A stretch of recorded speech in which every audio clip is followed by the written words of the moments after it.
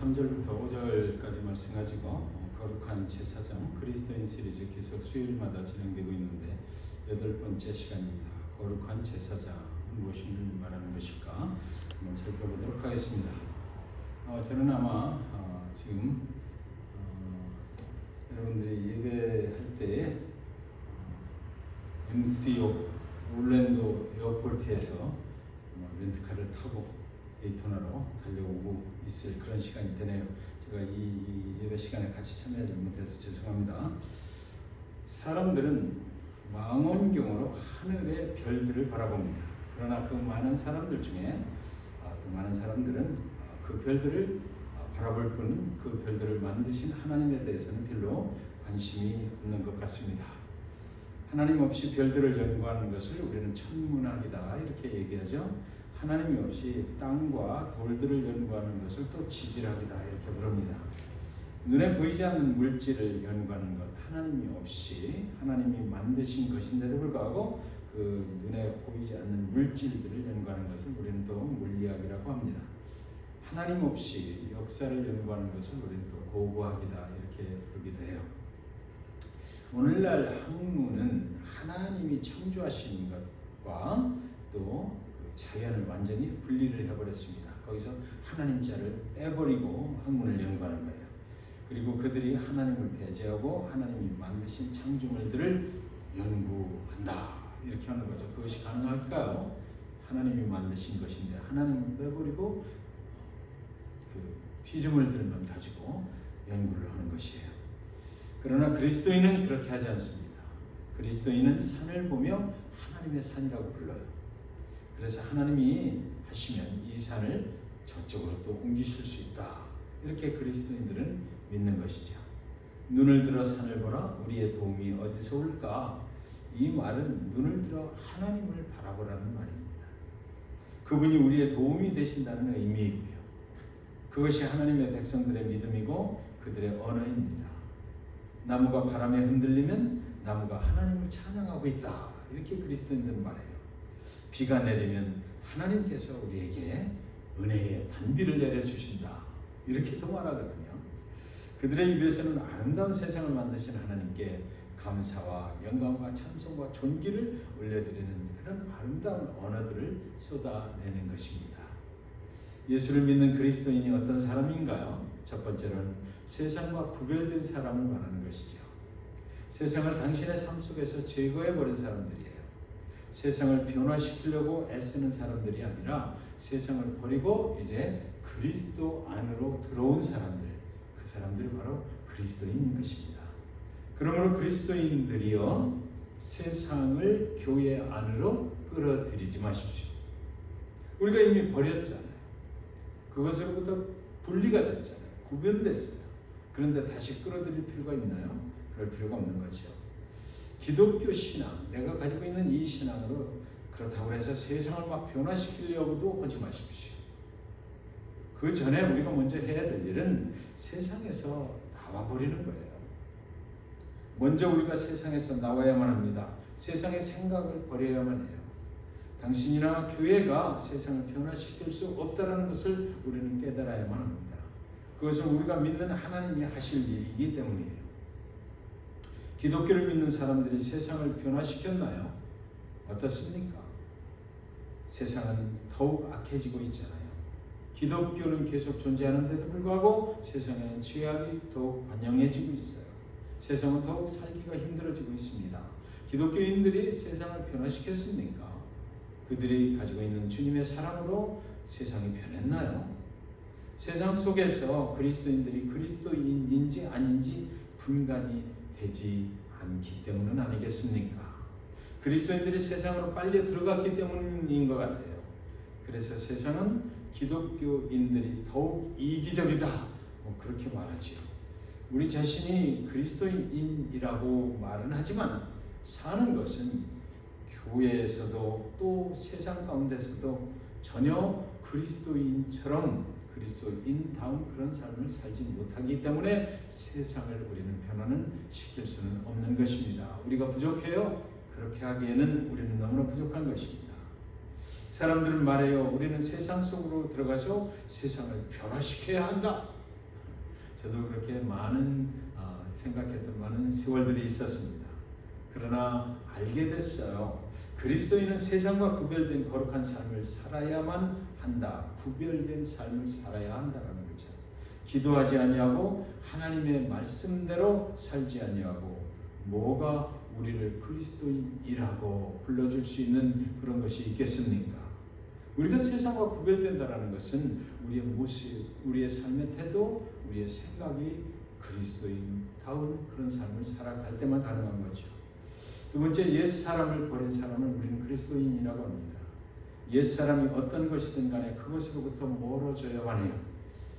되게 과거의 잘못된 삶만 생각하거든요. 우리는 그거 잘못된 것만 버리면 된다고 생각하는데 그리스도인이 되면 사실은 잘 됐던 그런 삶도 과거의 것을 버려야만 합니다.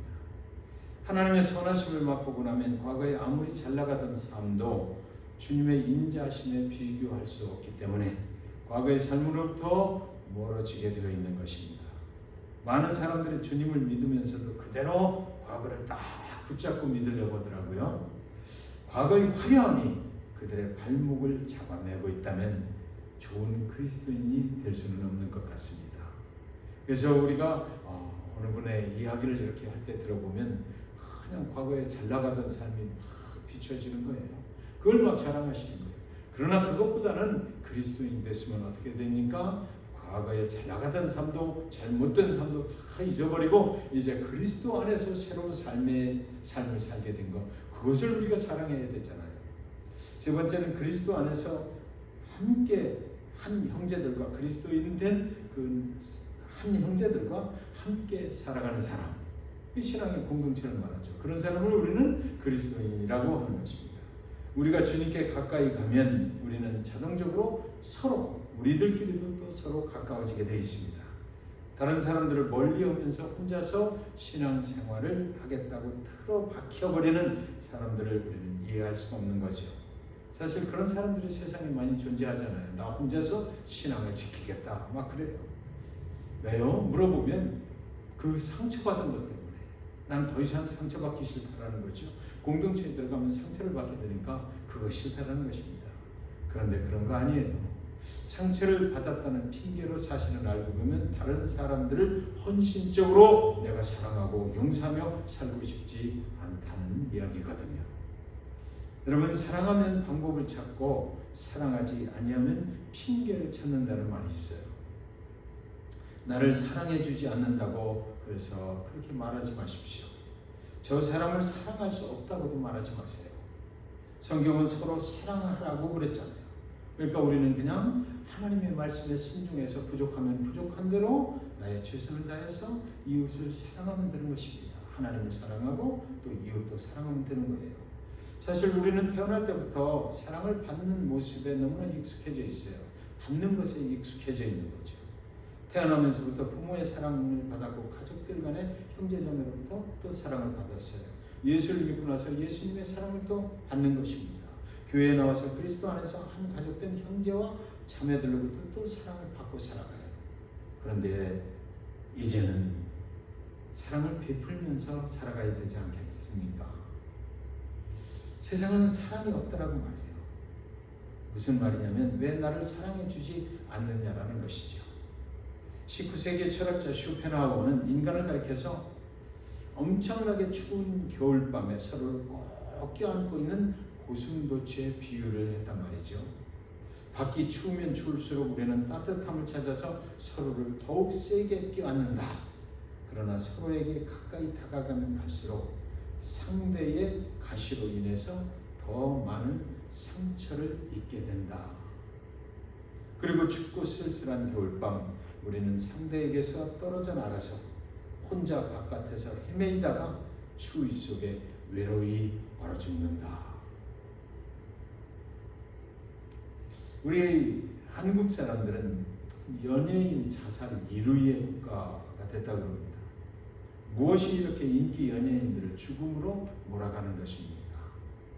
사랑하는 성도 여러분, 우리는 살아있어야 돼요. 그리스도인은 살아있는 사람입니다. 그리스도인은 죽음을 이기고 살아난 사람들을 그리스도인이라고 하는 것 아닙니까? 살아있다는 그 증거는 무엇인가요? 형제자매요 함께 어울려서 서로 위로하고 격려하면서 살아가야 된다는 것이에요. 서로의 가시를 죽이고 서로 찌르지 말고 서로 사랑하는 신앙의 공동체 안에서 함께 살아가는 사람들, 이 사람들을 우리는 그리스도인이다 이렇게 부르는 거죠. 오늘 말씀의 제목이 거룩한 제사장인데, 제사장은 무엇을 말하는 것입니까? 다리를 놓는 사람을 제사장이라고 하는 것입니다. 제사장은 하나님과 인간 사이를 연결해주는 그런 중재 역할을 하는 사람을 제사장이라고 불러요.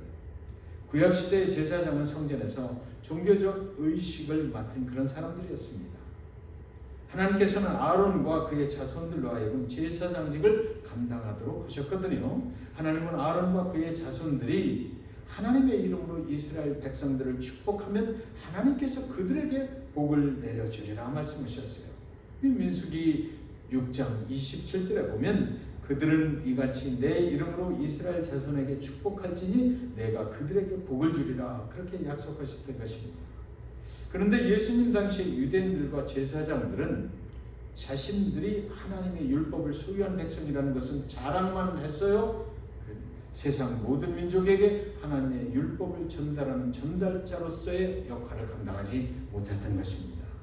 그래서 예수님은요, 하나님의 말씀의 전달자요 축복의 통로가 될 새로운 제사장들을 선택을 하시기에 이르렀는데 그들이 바로 그리스도인들, 저와 여러분인 것입니다.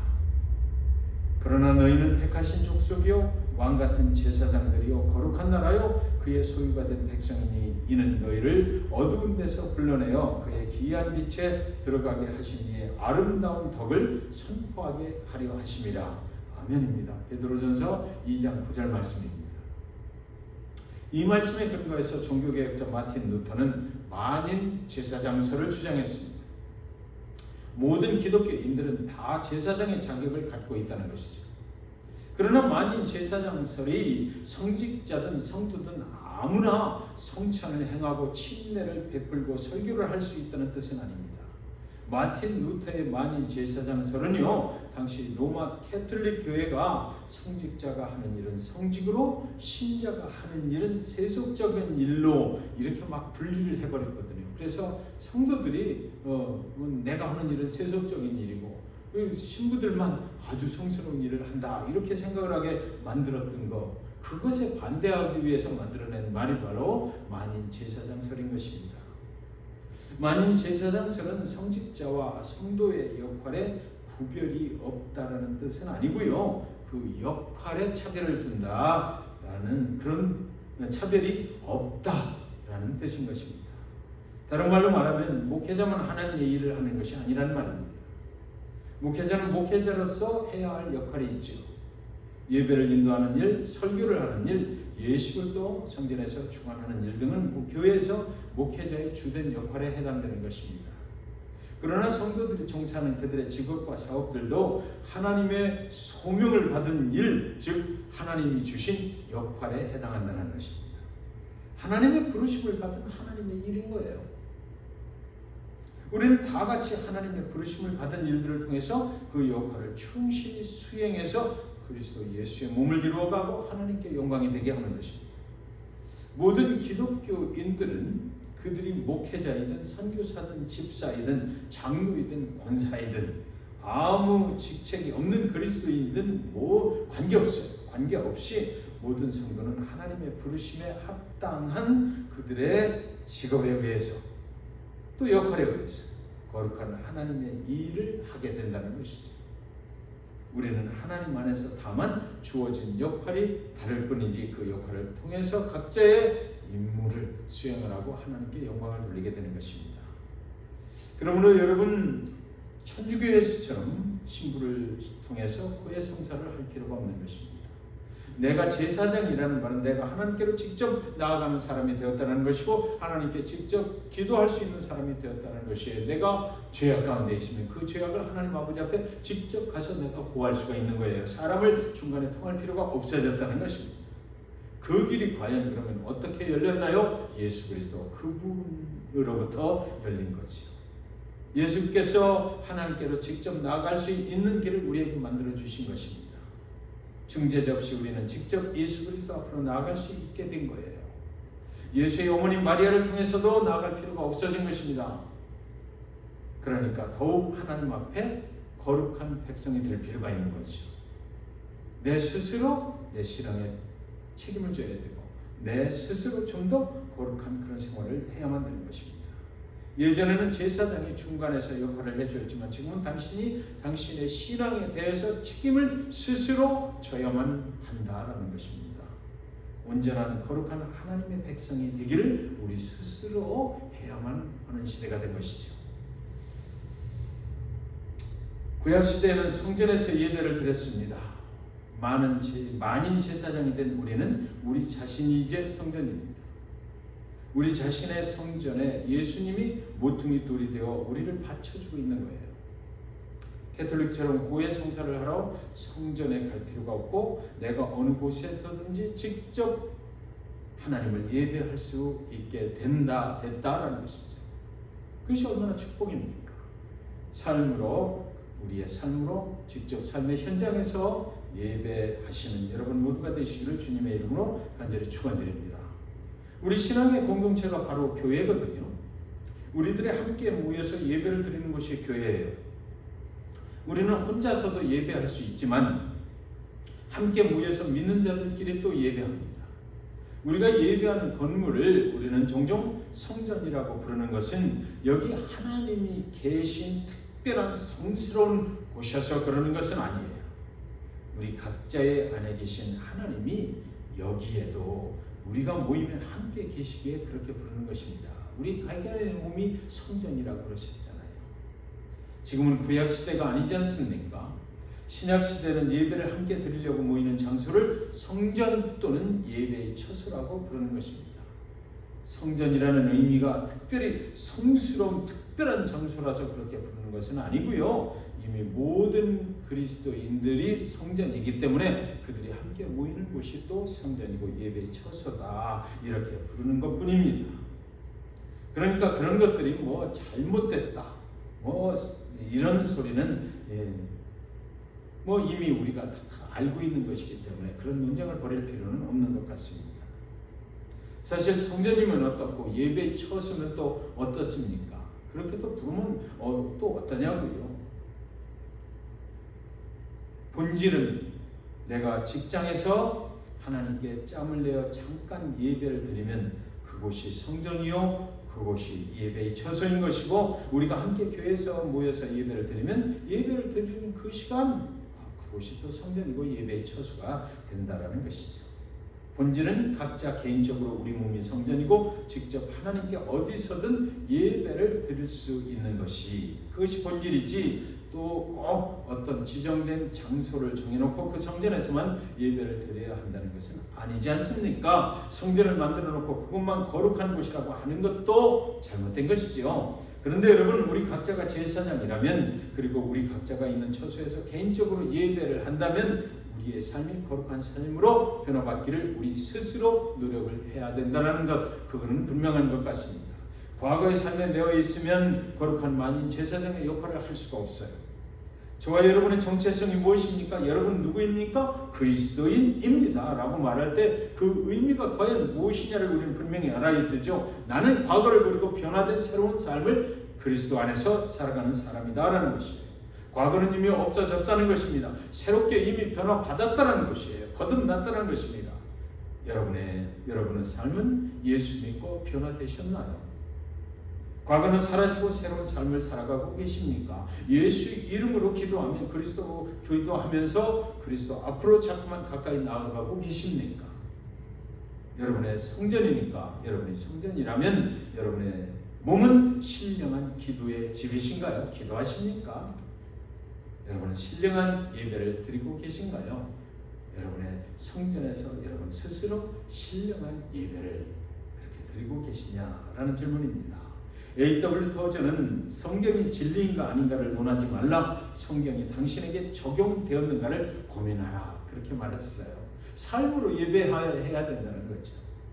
독일의 시인 성직자 앙겔루스 실레시우스라는 사람은요 그리스도께서 1000번을 베들레헴에서 태어나셨다 할지라도 당신 안에서 태어나지 않으셨다면 당신의 죄가 여전히 당신을 정죄할 것이다.